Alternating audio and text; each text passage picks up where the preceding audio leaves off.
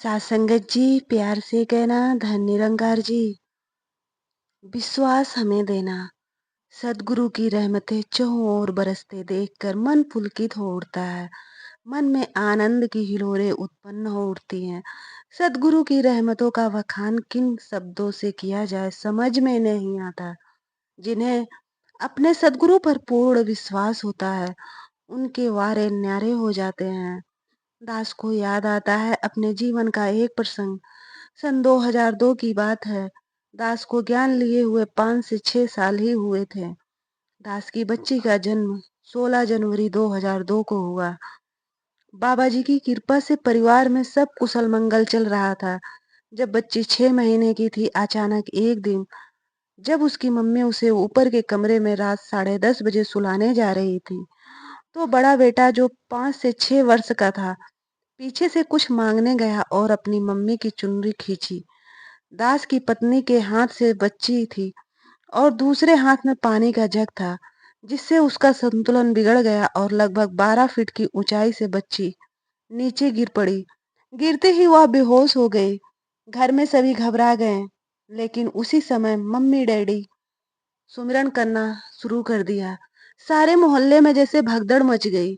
दास ने गुड़िया को उठाया और बाबा जी को सामने महसूस करके सुमिरन किया और अरदास की कि हे दीन दयालु, हे सच्चे पातशाह, आप ही की बच्ची है और आपने ही इसे ठीक करना है।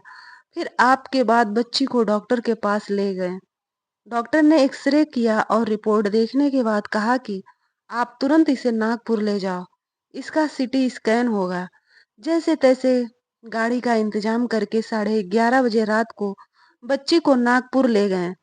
रात को 1 बजे वहां पहुंचने के बाद उसका वहां सीटी स्कैन हुआ। तब तक परिवार के सभी सदस्य मिलकर सुमिरन ही करते रहे। जब उसकी रिपोर्ट आई तो खुद डॉक्टर को उस पर विश्वास नहीं हो रहा था। रिपोर्ट के अनुसार बच्ची को कोई अंदरूनी चोट नहीं आई थी, वो बिल्कुल ठीक थी। डॉक्टर ने कहा, बधाई हो, बच्ची 2 दिन में ठीक हो जाएगी, कोई खतरे की बात नहीं है। फिर डॉक्टर ने प्रश्न किया, आप किस पंथ को, किस गुरु को मानते हो?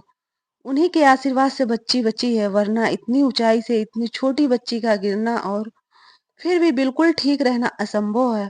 दास ने गर्व से बाबा जी व संत निरंकारी मिशन का नाम बताया। डॉक्टर कहने लगा, आपके गुरुदेव की कृपा से यह बच्ची बची है। मेरी तरफ से अपने गुरुदेव को 100 रुपए का प्रसाद चढ़ा देना। इतना कहकर डॉक्टर निश्चिंत होकर चल दिया।